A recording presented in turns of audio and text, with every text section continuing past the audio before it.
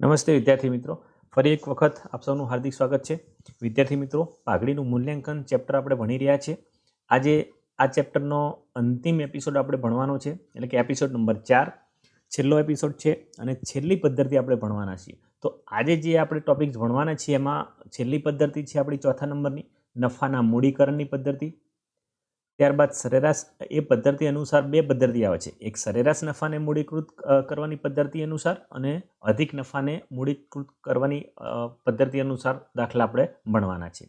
એ અંતર્ગત આપણે ઉદાહરણ નંબર 7 અને 8 તેમજ સ્વાધ્યાયના દાખલા નંબર 10, 11 અને 12ની સરસ રીતે શાંતિથી સમજૂતી મેળવવાના છીએ. તો શરૂ કરીએ આજનું વિડીયો લેસન. તો આપણે જોયું કે અગાઉ પાઘડીના મૂલ્યાંકનની કુલ આપણે 4 પદ્ધતિ ભણવાના હતા, તેમાંથી 3 પદ્ધતિઓ ભણી ગયા છીએ. આજની ચોથી પદ્ધતિ છે નફાના મૂડીકરણની પદ્ધતિ. તો નફાના મૂડીકરણની પદ્ધતિ મુજબ બે પ્રકારે પાઘડીની કિંમત શોધી શકાય છે. એક તો સરેરાશ નફાના મૂડીકરણ દ્વારા અને બીજી છે અધિક નફાના મૂડીકરણ દ્વારા. હવે સરેરાશ નફાના મૂડીકરણની પદ્ધતિ દ્વારા આપણે પાઘડી કેવી રીતે શોધાય એ આપણે અત્યારે ભણીએ. બરાબર? તો આ પદ્ધતિમાં ધંધાનો સરેરાશ નફો શોધી તેને ધંધાના અપેક્ષિત વળતરના દરના ધોરણે તેની મૂડીકૃત કિંમત નક્કી કરવામાં આવે છે અને આ રીતે જે નફો મળે તેને મૂડીકૃત નફો કહે છે. પરીક્ષામાં પૂછાય છે પ્રશ્ન, મૂડીકૃત નફો એટલે શું? તો સરેરાશ નફાને ધંધાના અપેક્ષિત વળતરના દરના ધોરણે તેની મૂડીકૃત કિંમત નક્કી કરવામાં આવે છે અને એ પ્રમાણે જે નફો મળે તેને આપણે મૂડીકૃત નફો કહીએ છીએ. બરાબર? ટૂંકમાં મૂડીકૃત નફો એટલે અપેક્ષિત વળતરના દરના આધારે સરેરાશ નફાની મૂડીકૃત કિંમત. પ્રશ્ન 1 માર્ક્સમાં આપણે પૂછાય તો આપણે એનો જવાબ આ લખવાનો. મૂડીકૃત નફો એટલે શું? તો મૂડીકૃત નફો એટલે અપેક્ષિત વળતરના દરના આધારે સરેરાશ નફાની મૂડીકૃત કિંમત. બરાબર? એનું સૂત્ર પછી આપણે સમજીએ છીએ. હવે પાઘડી શોધવા માટે હવે શું કરવાનું? જે મૂડીકૃત નફાની રકમ આપણે શોધી એ મૂડીકૃત નફાની રકમને કિંમતને રોકાયેલી મૂડી જે આપણી પાસે છે એમાંથી બાદ કરીએ અને જે રકમ મળે છે એને આપણે કહીએ છીએ ધંધાની પાઘડી. એટલે કે સરેરાશ નફાના મૂડીકરણ દ્વારા પાઘડી શોધવા માટે મૂડીકૃત નફો શોધવાનો છે અને મૂડીકૃત નફાને રોકાયેલી મૂડીમાંથી બાદ કરવાનો છે, એટલે આપણને મળે છે પાઘડી. હવે જો આ રકમ આપણને 0 મળે, શૂન્ય મળે અથવા તો ઋણ મળે, ખાસ ધ્યાન આપો, આવું કરવાથી જો રકમ આપણને શૂન્ય મળે અથવા તો માઇનસમાં મળે, ઋણ મળે, તો પેઢીની પાઘડી નથી, પેઢી પાઘડી ધરાવતી નથી તેમ ગણાય છે. બરાબર? એટલે યાદ રાખવાનું છે. એટલે આપણને હંમેશા પ્લસમાં રકમ મળે તો જ આપણે એને પાઘડી છે એવું કહી શકીએ. બરાબર? હવે સૂત્ર જોઈ લઈએ કેમનું શોધવાની છે પાઘડી. તો આ પદ્ધતિ છે સરેરાશ નફાના મૂડીકરણથી પાઘડી શોધવાની હોય તો એનું સૂત્ર થાય છે પાઘડી બરાબર મૂડીકૃત નફો માઇનસ રોકાયેલી મૂડી. એટલે કે જે રોકાયેલી મૂડી આપણી પાસે છે એના કરતાં મૂડીકૃત નફાની રકમ વધારે આવવી જોઈએ તો જ આપણને પાઘડી મળે. બરાબર? હવે મૂડીકૃત નફાનું સૂત્ર ખાસ અગત્યનું યાદ રાખવાનું છે. વિકલ્પમાં પૂછાય, 1 માર્કમાં પણ પૂછી શકાય તમને અને દાખલા માટે તો જરૂરી છે જ. તો મૂડીકૃત નફો બરાબર સરેરાશ નફો ભાગ્યા અપેક્ષિત વળતરનો દર ગુણ્યા 100. દર હંમેશા ટકામાં હોય છે માટે એના ગુણે આપણે 100 કરવા પડે, કારણ કે દર અહીંયા છેદમાં લખીએ છીએ એટલા માટે. અંશમાં લખતા હોય તો છેદમાં 100 લખવા પડે છે. બરાબર? તો આ થયું આપણું મૂડીકૃત નફાનું સૂત્ર. સરેરાશ નફો તમને અંદર આપેલો હોય, ન આપેલો હોય તો સાદી સરેરાશ અથવા ભારિત સરેરાશથી શોધી નાખવાનો છે. વિકલ્પમાં જો તમને આ પ્રકારનું સૂત્ર વિકલ્પમાં આપેલું હોય તો આને ટીક માર્ક કરવાનું છે. અહીંયા ફક્ત ટકાવારી દર્શાવી હોય તો ગુણ્યા 100 કરવાની જરૂર રહેતી નથી, પણ જ્યારે જવાબ મેળવવાનો હોય ત્યારે જે દર આપેલો હોય દર લખીને ગુણ્યા 100 કરવા જરૂરી છે. બરાબર? અગાઉ કીધું કે આ સૂત્રની અંદર સરેરાશ નફો, તો દાખલામાં સરેરાશ નફો આપેલો હોય અથવા ન આપેલો હોય તો જે નફા તમને આપેલા હોય જુદા જુદા વર્ષના એના આધારે સાદી સરેરાશ અથવા તો ભારિત સરેરાશથી આપણે શોધી કાઢવા પડે. હવે રોકાયેલી મૂડી અપેક્ષિત વળતરનો દર આપ્યો હોય, હવે રોકાયેલી મૂડી શોધવાની છે આપણે, કારણ કે મૂડીકૃત નફો અને રોકાયેલી મૂડી આપેલી હોય તો ઠીક છે, ન આપેલી હોય તો આપણને ખબર છે કે કુલ મિલકતો અને કુલ બાહ્ય દેવા આ બંનેનો તફાવત એટલે આપણને મળે રોકાયેલી મૂડી. સરેરાશ નફાની વાત થઈ ગઈ છે. આપેલો હોય તો ઠીક છે, ન આપેલો હોય તો શોધવાનો છે. અપેક્ષિત વળતરનો દર આપણને દાખલામાં આપેલો જ હોય છે, એટલે એની કોઈ શોધવાની જરૂર નથી. અગાઉ જે સમજ્યા હતા કે રોકાયેલી મૂડીને ચોખ્ખી મિલકતો પણ કહે છે. અમુક વખત દાખલામાં રોકાયેલી મૂડી શબ્દની જગ્યાએ ચોખ્ખી મિલકતો એવો શબ્દ જો આપે તો આપણે તેને રોકાયેલી મૂડી ગણવાની છે. તો આ પ્રમાણે સિમ્પલ છે, બહુ કંઈ ખાસ છે નહીં, અગાઉ શીખી ગયા છે. એ જ મુજબ ખાલી નવું સૂત્ર આપણા માટે શું આવ્યું? મૂડીકૃત નફાનું. મૂડીકૃત નફો બરાબર સરેરાશ નફો ભાગ્યા અપેક્ષિત વળતરનો દર ગુણ્યા 100. બરાબર? ઓકે. હવે સરેરાશ નફાના મૂડીકરણની પદ્ધતિની પાઘડીની રકમ શોધવાની રીત, સ્ટેપ કયા અનુસરવાના છે? બરાબર? તો અહીંયા આપણે 5 સ્ટેપ અનુસરવાના છે. એમાં પહેલું તો રોકાયેલી મૂડી જો ધંધામાં આપેલી હોય તો ઠીક છે, ન આપેલી હોય તો શોધી કાઢવાની છે. Step number 1. બીજું, અપેક્ષિત વળતરનો દર દાખલામાં આપેલો હોય છે એઝ ઇટ ઇઝ આપણે લખી દેવાનો છે. સ્ટેપ નંબર 3, સરેરાશ નફો લખવાનો.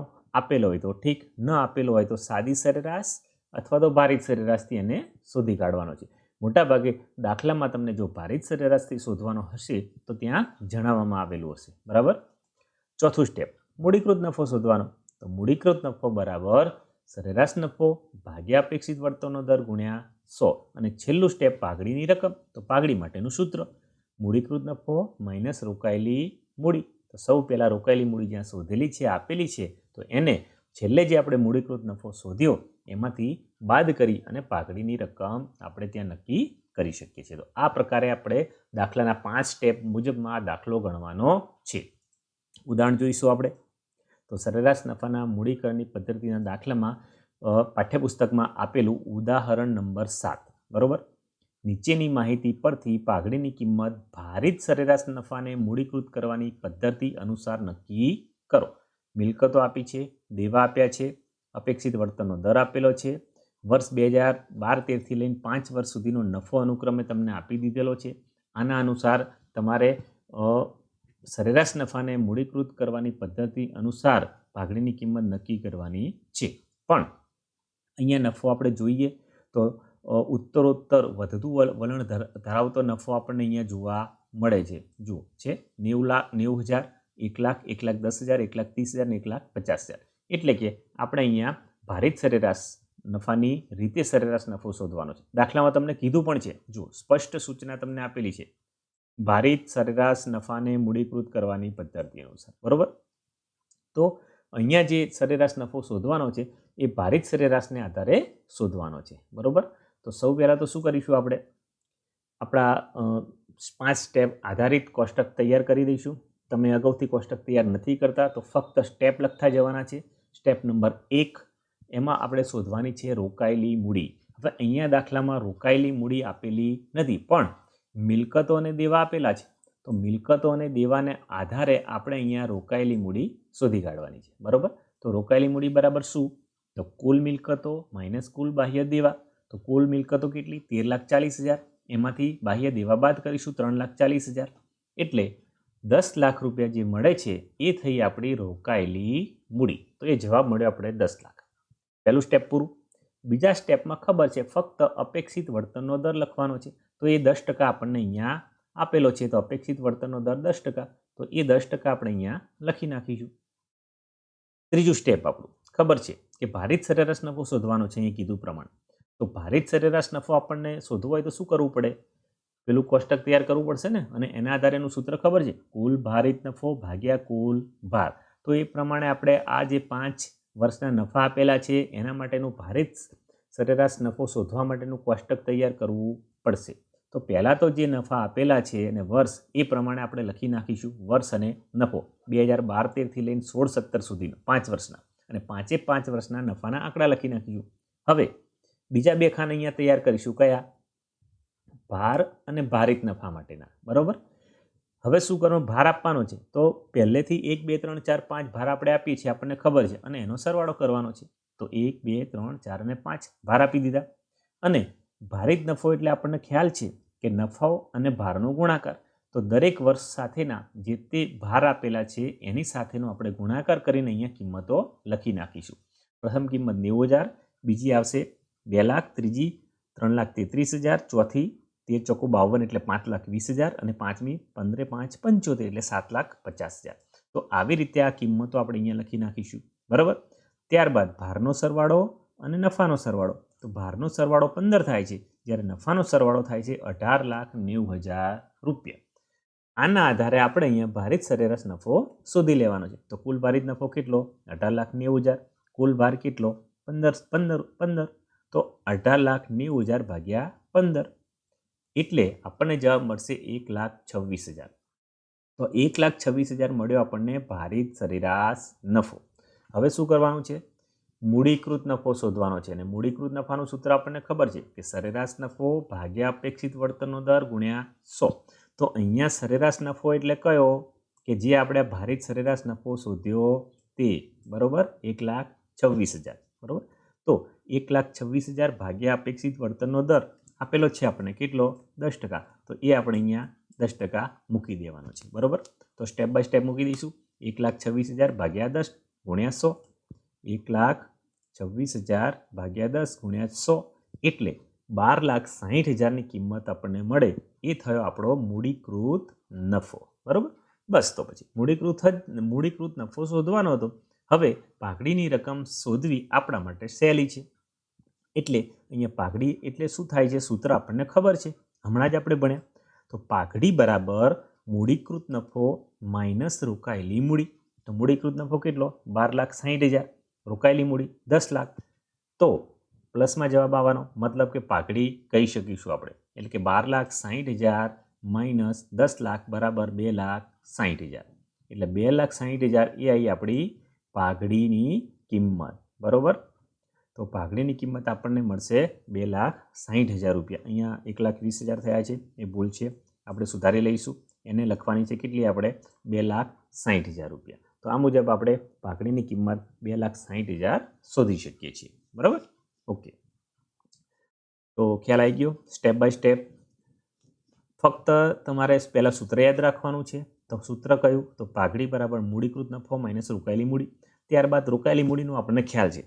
નવી વાત કઈ આવી? મૂડીકૃત નફો શોધવા. તો મૂડીકૃત નફો શોધવાનું સૂત્ર આપણને ખબર છે, એ પણ યાદ રાખવાનું છે કે સરેરાશ નફો ભાગ્યા અપેક્ષિત વળતરનો દર ગુણ્યા 100. હવે આમાં બીજું કશું નવું નથી. સરેરાશ નફો આપણને ખબર છે, સાદી સરેરાશ અથવા ભારિત. અહીંયા તમને ભારિત સરેરાશ કીધી હતી, માટે આપણે ભારિત સરેરાશ નફો શોધ્યો. બરોબર. એના માટેનું આપણે આ કોષ્ટક તૈયાર કર્યું. સાદી સરેરાશ કીધી હોત તો સીધો જ અહીંયા કુલ નફો શોધી અને વર્ષો વડે આપણે ભાગી નાખત. બરોબર. અપેક્ષિત વળતરનો દર આપેલો હોય છે, રોકાયેલી મૂડી આપેલી હોય છે, ન આપેલી હોય તો મિલકતોને દેવાને આધારે એને શોધી કાઢવાની છે. તો આ રીતે આપણે દાખલો ગણી લીધો. હવે સ્વાધ્યાયનો દાખલો છે જે આપણે ગણવાનો છે, સ્વાધ્યાયના દાખલા નંબર 10. તો પાઠ્યપુસ્તકમાં જે સ્વાધ્યાયમાં 10મા નંબરનો દાખલો આપેલો છે તે નીચેની માહિતી પરથી પાઘડીની કિંમત ભારિત સરેરાશ નફાને મૂડીકૃત કરવાની પદ્ધતિ અનુસાર નક્કી કરો. એટલે કે એઝ ઇટ ઇઝ આપણે જે પ્રમાણે ઉદાહરણ ભણ્યા એ જ પ્રમાણે આ દાખલો ગણવાનો છે. 5 વર્ષનો નફો પણ આપી દીધેલો છે, મિલકતો અને દેવા પણ આપ્યા છે, અપેક્ષિત વળતરનો દર પણ આપેલો છે. તો શરૂઆતમાં આપણે શું કરીશું? કોષ્ટક તૈયાર કરીશું. સૌ પહેલી બાબત છે આપણી રોકાયેલી મૂડી શોધવાની. તો મિલકતો અને દેવાને આધારે શોધી કાઢીશું. તો રોકાયેલી મૂડી બરાબર કુલ મિલકતો માઇનસ કુલ બાહ્ય દેવા. બરોબર. તો કુલ મિલકતો કેટલી? 6 લાખ. દેવા કેટલા? 1,70,000. તો 6 લાખ માઇનસ 1,70,000. 6 લાખ માઇનસ 1,70,000 એટલે કે 4,30,000 રૂપિયા. કિંમત મળી 4,30,000. એને આપણે શું કહીશું? રોકાયેલી મૂડી. બરાબર. તો રોકાયેલી મૂડી મળી ગઈ. બીજું સ્ટેપ હતું અપેક્ષિત વળતરનો દર આપેલો છે 10%. બરોબર. તો એ સીધો જ અહીંયા લખી દઈશું આપણે 10%. ત્રીજી બાબત હતી સરેરાશ નફો શોધવાની. અહીંયા ચોખ્ખું જ કીધું છે તમને શું? ભારિત સરેરાશ નો ઉપયોગ કરવાનો છે આપણે. બરોબર. તો ભારિત સરેરાશ નફાનો ઉપયોગના આધારે આપણે લખવાનું છે ભારિત સરેરાશ નફો બરાબર કુલ ભારિત નફો ભાગ્યા કુલ ભાર. તો કુલ ભારિત નફો અને કુલ ભાર શોધવા માટે આપણે શું કરીશું? અહીંયા કોષ્ટક તૈયાર કરી દઈશું. તો અહીં કોષ્ટક એઝ ઇટ ઇઝ આપણે ઉદાહરણમાં ભણ્યા તેમ આપેલા જે 5 વર્ષના નફા છે તો 5 વર્ષ અને નફાની કિંમતો પહેલાં લખી દઈશું આપણે. બરોબર. 2 ખાના બનાવીને ત્યારબાદ બીજા 2 ખાના નવા તૈયાર કરીશું કે જેમાં એક ભારનું ખાનું અને બીજું ભારિત નફાનું ખાનું. બરોબર. તો ભાર અને ભારિત નફો. હવે આપણને ખબર છે ભાર કેવી રીતે આપવાનો છે? 1 2 3 4 અને 5. તો ભાર લખી દઈએ 1 2 3 4 5. એ જ રીતે ભારિત નફો, તો ભારિત નફો એટલે નફો ગુણ્યા ભાર. તો અહીંયા 45,000 ગુણ્યા 1 એટલે 45,000, બીજામાં આવશે 50,000 ગુણ્યા 2 એટલે 1 લાખ, ત્રીજામાં 65,000 ગુણ્યા 3, ચોથામાં 75,000 ગુણ્યા 4 અને પાંચમામાં 90,000 ગુણ્યા 5. તમારે શાંતિથી કેલ્ક્યુલેટરનો ઉપયોગ કરી અને આ કિંમતો બધી મેળવી લેવાની છે. એ રીતે કિંમતો મેળવતા આપણને આ પ્રમાણેની કિંમતો મળે છે: 45,000, 1 લાખ, 1,95,000, 3 લાખ અને 4,50,000. હવે ભારની કિંમતોનો સરવાળો, 1 થી 5નો સરવાળો આપણને ખબર છે કે 15 થાય છે, જ્યારે અહીં જે 5 વર્ષનો ભારિત નફો મળ્યો એનો સરવાળો થાય છે 10,90,000 રૂપિયા. બરોબર? ખાસ કેલ્ક્યુલેટરનો ઉપયોગ કરી અને 2 વાર ચેક કરીને ગણી લેવાનું છે. 4 માર્ક્સનો આપણો દાખલો છે. ભૂલથીને પણ થોડી ગડબડ થઈ જાય તો દાખલો ખોટો પડે આપણો. બરાબર? માટે ખાસ તકેદારી રાખવાની છે. આવા સાદા દાખલાના 4 માર્ક આપણે કોઈ પણ ભોગે જવા દેવાય નહીં. બરાબર? એટલે ખૂબ જ સાવચેતીથી આ દાખલા ગણી જવાના છે. હવે એને આપણે અહીંયા કિંમતો મૂકી અને ભારિત સરેરાશ નફાની રકમ શોધી કાઢીશું. એટલે કુલ ભારિત નફો કેટલો? 10,90,000. તો 10,90,000 અહીંયા લખીશું અને કુલ ભાર કેટલો? 15. તો કુલ ભાર આપણે અહીંયા લખી દઈશું. બરાબર? તો બરાબર 10,90,000 ભાગ્યા 15. 10,90,000 ને 15 વડે ભાગી નાખો. કેલ્ક્યુલેટરનો ઉપયોગ કરશો એટલે 72,666.6666 મળે. એટલે પૂર્ણ કિંમત આપણે લઈએ તો 72,667 મળે, જેને આપણે ભારિત સરેરાશ નફા તરીકે લખી દઈશું. હવે ચોથું સ્ટેપ ખૂબ અગત્યનું, મૂડીકૃત નફો શોધવાનો. મૂડીકૃત નફાનું સૂત્ર આપણને ખબર છે: સરેરાશ નફો ભાગ્યા અપેક્ષિત વળતરનો દર ગુણ્યા 100. તો સરેરાશ નફો આપણી પાસે અવેલેબલ છે, અપેક્ષિત વળતરનો દર પણ અવેલેબલ છે. તો આ બંને કિંમતો જે અવેલેબલ છે 72,667 ભાગ્યા 10 અને ગુણ્યા 100 એ આપણે અહીંયા લખી દેવાની છે. બરાબર? તો બંને વસ્તુ આપણે અહીંયા લખી દઈએ છીએ. તો 72,667 ભાગ્યા 10 ગુણ્યા 100 એટલે કે 7,26,670. આ થયો આપણો મૂડીકૃત નફો. તો મૂડીકૃત નફો મળી જાય એટલે પાઘડીની રકમ શોધવી ખૂબ જ સહેલી. તો પાઘડીનું સૂત્ર: પાઘડી બરાબર મૂડીકૃત નફો માઇનસ રોકાયેલી મૂડી. એટલે કે 7,26,670 માઇનસ 4,30,000 એટલે કે 2,96,670. તો આ થઈ આપણી પાઘડીની કિંમત. તો પાઘડી બરાબર 2,96,670. બરાબર? તો આ પ્રમાણે ખૂબ જ સરળ રીતે આપણે પાઘડીની કિંમતો શોધી શકીએ છીએ. ફક્ત સૂત્રો જ યાદ રાખવાના છે, બાકી તો સ્ટેપ બાય સ્ટેપ ઓટોમેટિક આપણે એની ગણતરી કરી શકવાના છીએ. બરાબર? તો આ હતી આપણી સરેરાશ નફાના મૂડીકરણની પદ્ધતિ દાખલા. હવે બીજી જે પદ્ધતિ છે પાઘડીના મૂલ્યાંકનની ચોથી પદ્ધતિના અંદર સરેરાશ નફાના મૂડીકરણની જે હતી તે, એના સિવાય તું અધિક નફાના મૂડીકરણની પદ્ધતિ. હવે અધિક નફાના મૂડીકરણની પદ્ધતિમાં શું અલગ છે? અધિક નફો શોધવા સુધીના દાખલા આપણે ગણી ગયેલા છીએ. બરાબર? અધિક નફાની પદ્ધતિ આપણે ગણી ગયા છે કે અધિક નફો ગુણ્યા ખરીદીના વર્ષો, એ જ સૂત્ર દ્વારા આપણે પાઘડીની કિંમત મેળવતા હતા. પણ અહીંયા શું કરવાનું છે કે અધિક નફાને સીધો જ મૂડીકૃત કરી અને પાઘડીનું મૂલ્ય શોધી કાઢવાનું છે. એટલે પહેલાં અધિક નફો શોધવાનો છે અને એને મૂડીકૃત કરવાનો છે. તો મૂડીકૃત શેના આધારે કરવાનો છે? અપેક્ષિત વળતરના દરના આધારે. બરાબર? એમ કરવાથી સીધો જ આપણને પાઘડીની કિંમત મળી જવાની છે. એટલે આ પદ્ધતિમાં સરેરાશ નફાને મૂડીકૃત કરવાની જરૂર રહેતી નથી. અહીં અપેક્ષિત નફો શોધવાનો અને સરેરાશ નફાને આધારે અધિક નફો શોધવાનો છે. બરાબર? એટલે કે અધિક નફો શોધવાના જે સ્ટેપ હતા એ જ સ્ટેપ આપણે અહીંયા અનુસરવાના છે. કોઈ નવું કરવાનું નથી. અધિક નફો શોધતા આપણને આવડે છે. અધિક નફાની પદ્ધતિમાં આપણે આ બાબત ભણી ગયા છીએ. એટલે આપણા માટે કશું જ નવું નથી. અધિક નફો શોધવાનો છે અને અધિક નફાને જ આપણે સીધો આપણે મૂડીકૃત કરી અને પાઘડીની રકમ શોધી કાઢવાની છે. સરેરાશ નફાના મૂડીકરણની પદ્ધતિ અને અધિક નફાના મૂડીકરણની પદ્ધતિ, આ બંને પદ્ધતિ દ્વારા શોધેલ પાઘડીની રકમ એક જ સરખી મળે છે. આવા પ્રકારના દાખલા પૂછાતા નથી બંને એક સાથે શોધીને એને ટેલી કરવાના. પણ તમારી જાણ ખાતર આ બાબત તમને કહું છું કે બંને પદ્ધતિ આપણને પાઘડીની રકમ સરખી મળે છે. બરાબર? તમે ટ્રાય કરી શકો છો ઘરે. ઓકે, સૂત્રો તો આપણને ખબર. સૂત્રમાં બીજું હવે મારે સમજાવવાનું રહેતું નથી. અધિક નફા સુધીનું તમને ખબર છે, તો પાઘડીનું સૂત્ર અહીં તમને સમજાવી દઈશું ડાયરેક્ટ. પાઘડી બરાબર અધિક નફો ભાગ્યા અપેક્ષિત વળતરનો દર ગુણ્યા 100. બરાબર? એટલે હવે પછીની જે બાબત છે તમને ઓટોમેટિક ખબર જ છે કે અધિક નફો શોધવાનો છે પહેલાં, તો અધિક નફો શોધવા માટે જે સ્ટેપ અનુસરતા હતા એ સ્ટેપ તમારે અનુસરવાના છે, બરાબર. વિકલ્પમાં જો તમને પૂછાય અધિક નફાના મૂડીકરની પદ્ધતિ દ્વારા પાઘડીનું સૂત્ર, તો આ બેમાંથી ગમે તે લખ્યું હોય તો એને તમારે ટીક કરવાનું છે, બરાબર. ગુણ્યા 100 કર્યું હોય, જો ગુણ્યા 100 ન કર્યું હોય તો અપેક્ષિત વળતરના દરની પાછળ ટકાવારીનું નિશાન આપેલું હશે, બરાબર. બાકી અધિક નફો શોધવાનું સૂત્ર તમને ખબર છે, સરેરાશ નફો માઇનસ અપેક્ષિત નફો. સરેરાશ નફો આપેલો હોય છે, ન આપેલો હોય તો સાદી અથવા ભારે સરેરાશથી શોધવાનો હોય છે. અપેક્ષિત નફાનું સૂત્ર પણ તમને ખબર છે, રોકાયેલી મૂડી ગુણ્યા અપેક્ષિત વળતરનો દર ભાગ્યા 100, બરોબર. અને રોકાયેલી મૂડી કેમની શોધવાની એ પણ આપણે બહુ સારી રીતે ઘણી વખત દાખલાઓ ગણી ગયા છે. કુલ મિલકતો માઇનસ કુલ દેવા. અપેક્ષિત વળતરનો દર દાખલામાં તમને આપેલો હોય છે, એટલે કશું જ નવું નથી, ફક્ત નવું સૂત્ર જ નવું છે, બીજું કંઈ નવું છે નહીં. એટલે કે અધિક નફાને મૂડીકૃત કરવાની પદ્ધતિમાં ફક્ત તમારે આ સૂત્ર જ યાદ રાખવાનું છે, બરાબર. કયું? તો પાઘડી બરાબર અધિક નફો ભાગ્યા અપેક્ષિત વળતરનો દર ગુણ્યા 100. બાકીની રકમો શોધવાની રીત તમે અગાઉ શીખી ગયા છો, બરાબર. તો આના માટેના સ્ટેપ, તો પાઘડીની રકમ શોધવા માટેનામાં 6 સ્ટેપ આવશે, બરાબર. પેલામાં 5 હતા ને, આમાં 6 સ્ટેપ. કેમ?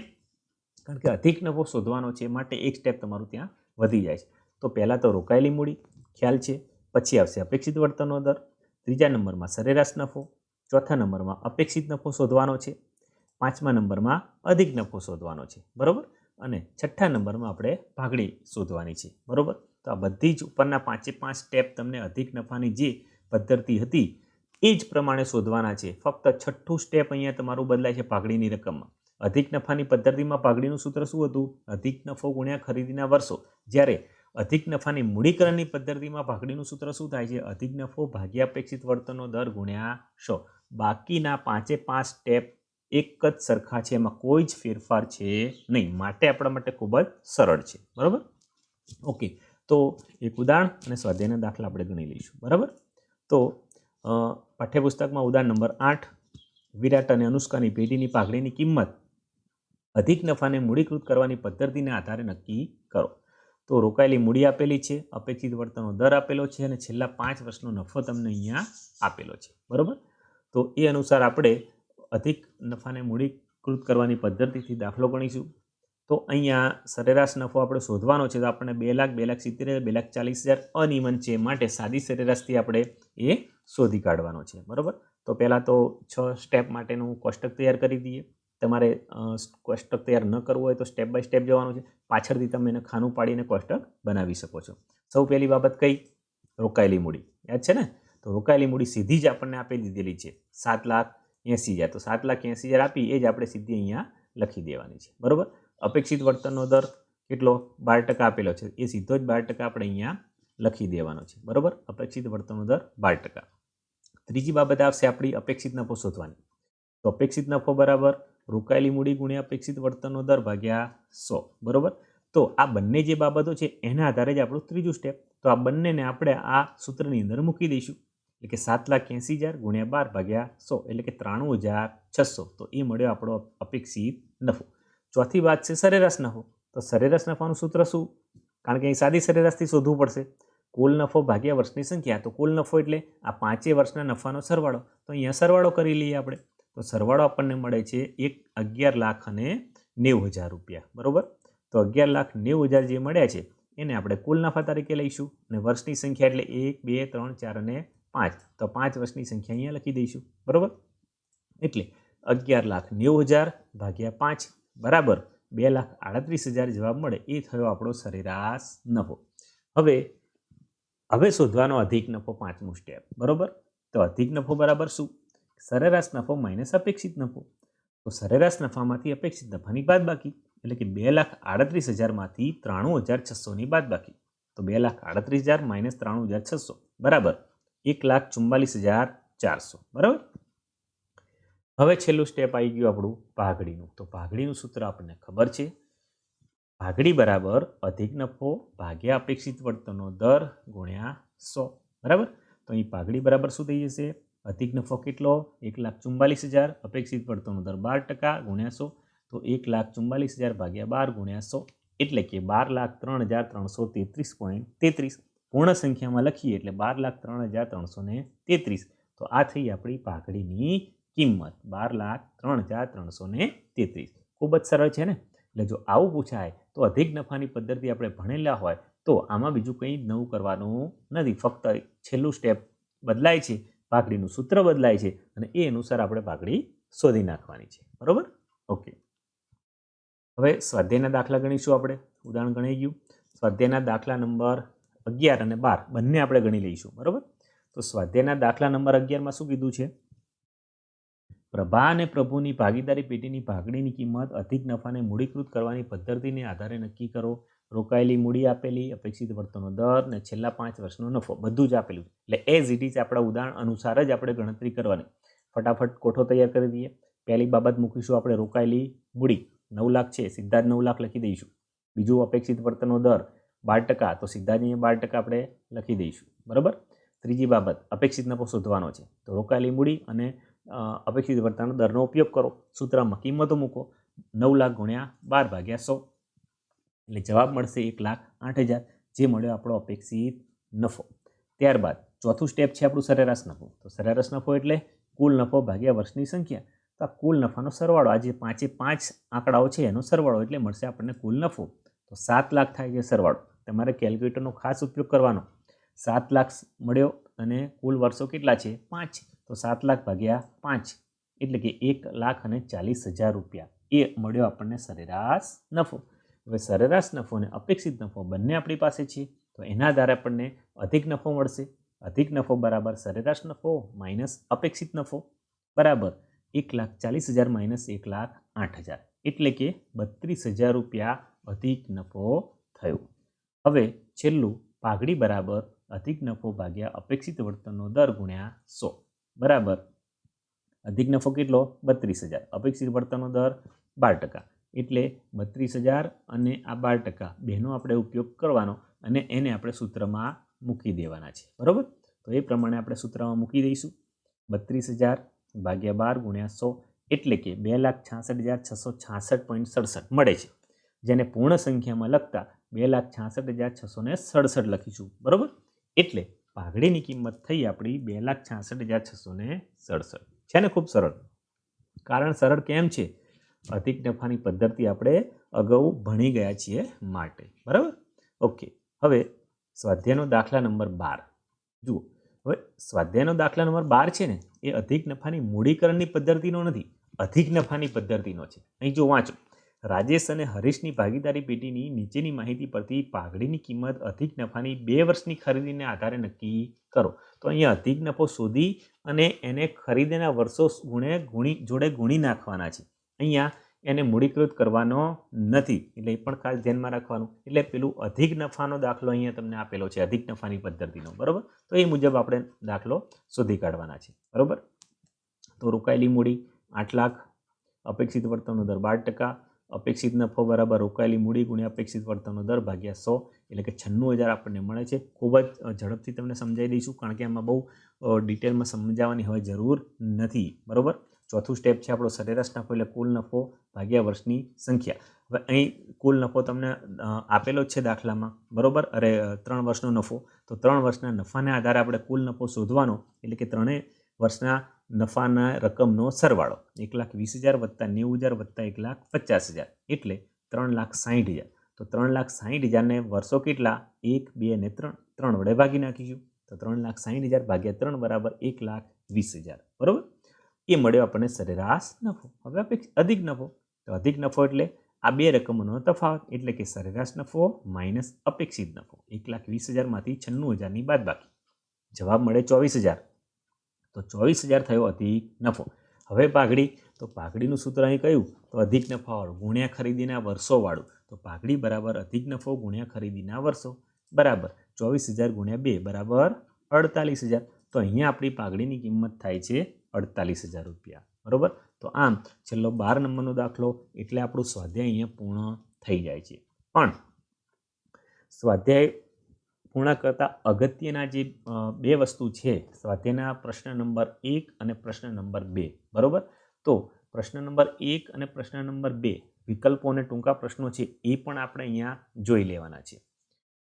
તો સૌ પહેલાં તો પ્રશ્ન નંબર 1ના જે વિકલ્પ આધારિત પ્રશ્નો છે એ જોઈશું અને ખાસ શાંતિથી જોઈ લેજો. પરીક્ષામાં આમાંથી જ તમને એક વિકલ્પ પૂછાવાનો છે, બરાબર. અને ટૂંકા પ્રશ્નોમાંથી પણ સ્વાધ્યાયના જે ટૂંકા પ્રશ્નો આપેલા છે 8 પ્રશ્નો એમાંથી જ પ્રશ્ન પૂછાવાનો છે. એટલે ખૂબ જ સરસ રીતે આને તૈયાર કરી લેવાના અને મગજમાં બેસશે તો આપણને ઓટોમેટિક યાદ રહેવાના છે, બરાબર. તો આપણે વિકલ્પ જોઈએ. તો પહેલો વૈકલ્પિક પ્રશ્ન છે આપણો, પાઘડી કયા પ્રકારની મિલકત છે? હવે આપણે અહીંયા વિકલ્પો જોતા નથી અને એમને એમ યાદ કરીએ છીએ. તો પાઘડી કયા પ્રકારની મિલકત છે? તો આપણને ખબર છે કે મિલકતનો પ્રકારમાં શું આવે, તો અદ્રશ્ય પ્રકારની મિલકત છે એવું આપણા મગજમાં છે, બરોબર. પાઘડી એ અભૌતિક મિલકત છે ને, અદ્રશ્ય પ્રકારની, એને જોઈ શકાતી નથી, તો એ આપણને ખ્યાલ છે. પછી આપણે એ મગજમાં બેસે પછી વિકલ્પો પર જ નજર નાખવાની. તો આપેલા વિકલ્પો આપણને આટલા છે: અ, બ, ક, ડ, દ્રશ્ય, અદ્રશ્ય, ચાલુ અને અવાસ્તવિક. તો આપણા મગજમાં હતું કે અદ્રશ્ય મિલકત છે, તો આપણો જવાબ આવે બ, અદ્રશ્ય મિલકત. લોક કરી દો અને જવાબ આપણો સાચો છે, બરોબર, અદ્રશ્ય મિલકત. Okay, good. પ્રશ્ન નંબર 2, પાઘડીનો આધાર કોના પર રહેલો છે? સમજાવેલું તમને, બરોબર. આપણે જ્યારે એપિસોડ ચાલુ કર્યા ત્યારે પાઘડી પહેલા જ એપિસોડમાં તમને સમજાયેલું કે પાઘડીનો આધાર કોના પર રહેલો છે. તો પાઘડીનો આધાર નફા પર છે ને, અથવા તો ભવિષ્યમાં જળવાઈ રહેલા તેવા નફા પર, બરોબર. તો એ શબ્દો આવતા હોય એના આધારે તમારે વિકલ્પોમાં એને શોધી કાઢવાનું છે. તો આપેલા વિકલ્પો છે આપણે કેટલા? 4. પહેલું છે ધંધાકીય એકમના કર્મચારી પર, બીજું છે ધંધાકીય એકમના સંચાલકો પર, ત્રીજું છે ધંધાકીય એકમની મિલકતો પર અને છેલ્લું છે ધંધાકીય એકમના ભવિષ્યમાં જળવાઈ રહે તેવા નફા પર. તો આ આપણને ખબર છે, એ પહેલાં જ આપણે વિચારી લીધું. તો આપણો જવાબ આવે છેલ્લો વિકલ્પ, વિકલ્પ નંબર ડ, બરોબર. તો એને લોક કરો અને જોઈ લો જવાબ સાચો છે કે ખોટો. જવાબ મળે છે આપણને સાચો, ધંધાકીય એકમના ભવિષ્યમાં જળવાઈ રહે તેવા નફા પર, બરાબર. તો આ મુજબ આપણે વિકલ્પો વિચારવાના છે કે જેના આધારે આપણને ખૂબ જ સરસ રીતે આપણે આપણો સાચો જવાબ શોધી શકીએ છીએ, બરાબર. ત્રીજો પ્રશ્ન આપણો, પાઘડી એ ખાલી જગ્યાનું નાણાકીય મૂલ્ય છે. પ્રથમ એપિસોડમાં જ શરૂઆતમાં જ આપણે ભણ્યા હતા ને કે પાઘડી શેનું નાણાકીય મૂલ્ય છે. તો આપણને ખબર છે કંઈક પ્રતિષ્ઠા જેવો શબ્દ આવતો હતો, હે ને. શેની પ્રતિષ્ઠા? તો ધંધાની પ્રતિષ્ઠા. ક્યાં આગળ? તો બજારમાં રહેલી ધંધાની પ્રતિષ્ઠા, એવું આપણે ભણેલા છીએ. તો હવે પછી નજર કરવાની વિકલ્પો ઉપર આપણે. તો વિકલ્પો જોઈએ, 4 વિકલ્પો: રોકાણો, કાયમી મિલકતો, ધંધાકીય એકમની પ્રતિષ્ઠા અને હરીફાઈ. 4 વિકલ્પમાં આપણને ખબર છે પ્રતિષ્ઠા આવ્યું, હા. તો ખ્યાલ છે કે પ્રતિષ્ઠાનું એ મૂલ્ય છે પાઘડીએ, બરોબર. તો આપણો જવાબ બ હોઈ શકે. તો બને આપણે લોક કરવાનો છે. લોક કરો બ. જોઈ લો હવે જવાબ. યસ, તો બ એ આપણો સાચો જવાબ છે, ધંધાકીય એકમની પ્રતિષ્ઠા, બરાબર. હવે વિકલ્પ પ્રશ્ન નંબર 4, જ્યાં વ્યક્તિગત કૌશલ્ય મહત્વનું હોય ત્યાં પાઘડીનું મૂલ્ય ખાલી જગ્યા હોય છે. સમજાવ્યું હતું ને, આપણે સમજ્યા હતા કે વ્યક્તિગત કૌશલ્ય જો મહત્વનું હોય એટલે કે ધંધામાં નફો કમાવાનો આધાર વ્યક્તિ પોતે જ હોય, વ્યક્તિની આવડત ઉપર હોય તો શું? તો જો એ ધંધો વેચી દેશે તો બીજો વ્યક્તિ આવશે તો એની આવડત હશે તો જ નફો કમાઈ શકશે ને.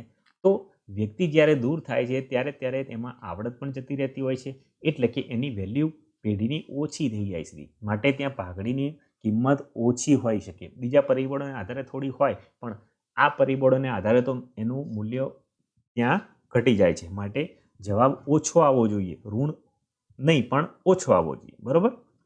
વિકલ્પો: વધુ, ઓછી, શૂન્ય અને ઋણ. જો પાઘડીની કિંમત માઇનસ કોઈ દિવસ નથી હોતી, બરોબર. શૂન્ય હોય તો પાઘડી કહેવાય નહીં, એટલે કે યા તો વધુ યા તો ઓછી. તો આપણને ખબર છે કે પાઘડીનું મૂલ્ય વ્યક્તિગત કૌશલ્ય મહત્વનું હોય ત્યાં ઓછું જ હંમેશા હોય છે, બરોબર. તો બને લોક કરવાનું અને જવાબ જોઈ લેવાનો. લોક કરો બ. કર્યો. જોઈ લઈએ જવાબ. તો યસ, તો બ જવાબ આવશે આપણો ઓછું હોય છે મૂલ્ય, બરોબર. હવે આગળનો, બરોબર. 4 વિકલ્પ જોયા. 5મા નંબરનો વિકલ્પ, જ્યારે પેઢીમાં દર વર્ષે નફો વધતો હોય ત્યારે કઈ પદ્ધતિ મુજબ પાઘડી માટે નફાની ગણતરી કરવી વધુ હિતાવહ છે? દાખલા આપણે ગણ્યા ને, કઈ પદ્ધતિઓ હતી? સરેરાશ, ભારિત સરેરાશ, અધિક નફાની અને નફાના મૂડીકરણ. તો ભારિત સરેરાશમાં આપણે શું ભણ્યા હતા કે જ્યારે વધતું વલણ જો ધરાવતી હોય પેઢીના 5 વર્ષોનો કે જે વર્ષોનો નફો આપ્યો હોય એમાં જો દર વર્ષે નફો સતત વધતો જતો હોય તો આપણે ભારિત સરેરાશનો ઉપયોગ કરીએ છીએ, બરોબર. તો અહીંયા જ લખ્યું છે ને કે દર વર્ષે નફો વધતો હોય ત્યારે કઈ પદ્ધતિ, તો તરત જ આપણા મગજમાં ક્લિક થાય કે ભારિત સરેરાશની પદ્ધતિ. ત્યારબાદ આપણે વિકલ્પમાં નજર કરવાની. તો વિકલ્પમાં નજર કરીએ, તરત જો ભારિત સરેરાશ દેખાય છે તો આપણો જવાબ એ જ હોવો જોઈએ.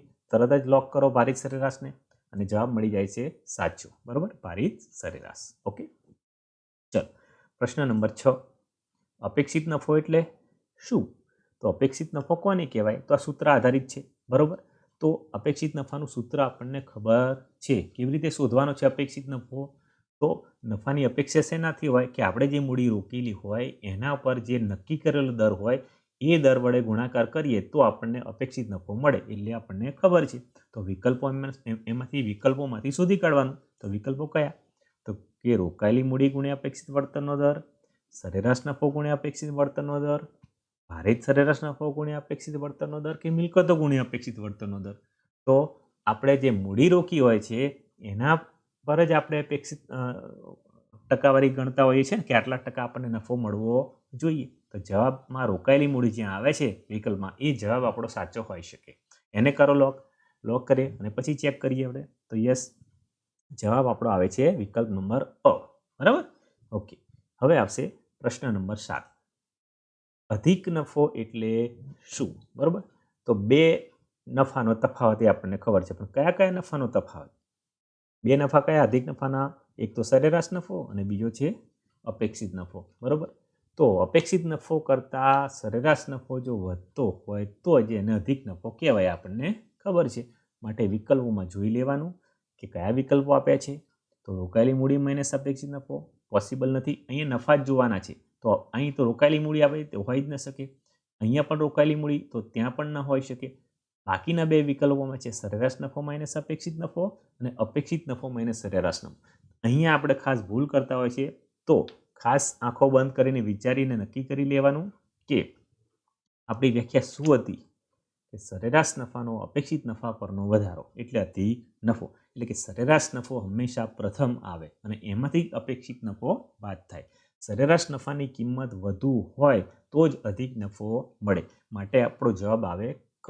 કને લોક કરો, ચેક કરો. યસ, કન્ફર્મ, આપણો જવાબ સાચો છે ક. બરોબર, છેલ્લો પ્રશ્ન.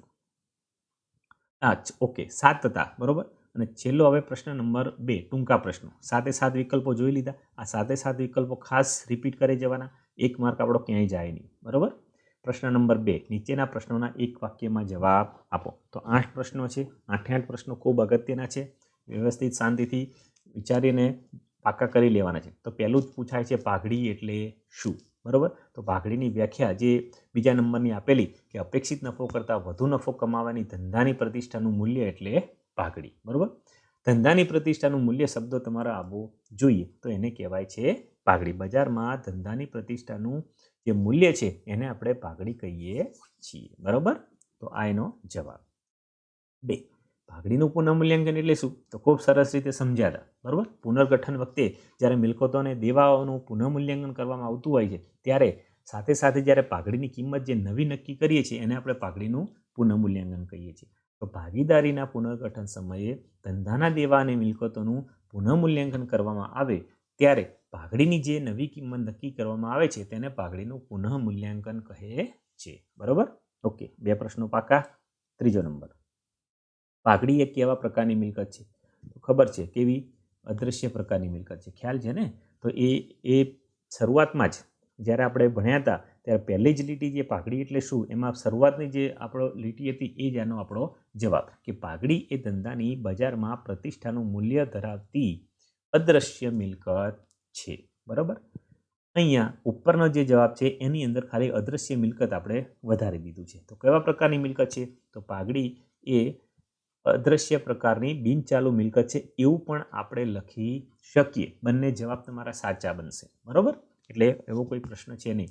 ખાસ અદ્રશ્ય મિલકત છે શબ્દ આવવો જોઈએ. ઓકે, 4 નંબર, પાઘડી પાકા સર્વેમાં કયા મથાળા હેઠળ દર્શાવાય છે? તો આપણને ખ્યાલ જ છે કે પાઘડી એ મિલકત છે અને કેવી મિલકત છે? કાયમી છે. અને કાયમીમાં પણ કેવી છે? અદ્રશ્ય પ્રકારની છે.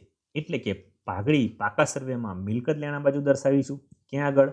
કાયમી મિલકતો એટલે કે એને બિનચાલુ કહીશું. કાયમી શબ્દ પણ લખી શકો, બિનચાલુ શબ્દ પણ લખી શકો. અને બિનચાલુ મિલકતોના મથાળા હેઠળ કેવી રીતે પાછી અદ્રશ્ય મિલકત તરીકે. તો આપણો જવાબ આવો લખવાનો. પાઘડી પાકા સરવૈયામાં મિલકત લેણા બાજુ બિનચાલુ મિલકતોના મથાળા હેઠળ અદ્રશ્ય મિલકત તરીકે દર્શાવવામાં આવે છે. ઓકે, 4 પ્રશ્ન પૂરા. બીજા બાકીના 4. 5 નંબર, મૂડીકૃત નફો એટલે શું? હમણાં જ ભણ્યા ને, ખૂબ સરસ રીતે ભણ્યા આપણે, બરોબર.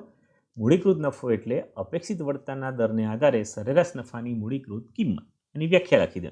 અમુક સંજોગોમાં જો એનું તમે સૂત્ર લખી દેશો તો પણ તમારો જવાબ સાચો પડી શકે છે, બરોબર. એટલે જો મૂડીકૃત નફામાં જો યાદ ના આવતું હોય તો આપણે એનું સૂત્ર પણ આપણે ત્યાં લખી શકીએ છીએ, બરોબર. પણ ખાસ ઇઝી છે, યાદ રહે એવું છે, એટલે આપણે આજ એની વ્યાખ્યા લખી દેવાની છે. કેવી રીતે ના યાદ આવે તો પહેલાં વિચારો કે મૂડીકૃત નફો કેવી રીતે શોધીએ છીએ. તો મૂડીકૃત નફો શોધવા માટે સરેરાશ નફો શોધીએ છીએ આપણે. એનું સૂત્ર યાદ કરી લેવાનું. સરેરાશ નફો ભાગ્યા અપેક્ષિત વળતરનો દર ગુણ્યા 100. તો એને પછી આપણે લખાણમાં આ રીતે લખવાનું છે કે મૂડીકૃત નફો એટલે મૂડીકૃત કિંમત નક્કી કરી શેની? સરેરાશ નફાની. શેના આધારે? તો અપેક્ષિત વળતરના દરના આધારે. તો હવે એને ઉલટા ક્રમમાં લખી દેવાનું. અપેક્ષિત વળતરના દરના આધારે સરેરાશ નફાની મૂડીકૃત કિંમત એટલે મૂડીકૃત નફો, બરોબર છે ને? સરળ, એકદમ સરળ. સૂત્રને સીધું જ લખાણમાં પરિવર્તન કરી દેવાનું છે, બરોબર. તો એ થઈ ગયો આપણો મૂડીકૃત નફો. આગળ, અધિક નફો એટલે શું? ખબર છે, હમણાં જ ભણ્યા આપણે. બે નફાનો તફાવત કયા કયા? સરેરાશ નફા અને અપેક્ષિત નફાનો. એટલે સરેરાશ નફા પરનો અપેક્ષિત નફાનો વધારો એને આપણે કહીએ છીએ અધિક નફો. પણ લખવાનું શું? જ્યારે ધંધો અપેક્ષિત નફા કરતાં વધુ નફો કમાતો હોય ત્યારે વધારાના નફાને આપણે અધિક નફો કહે છે.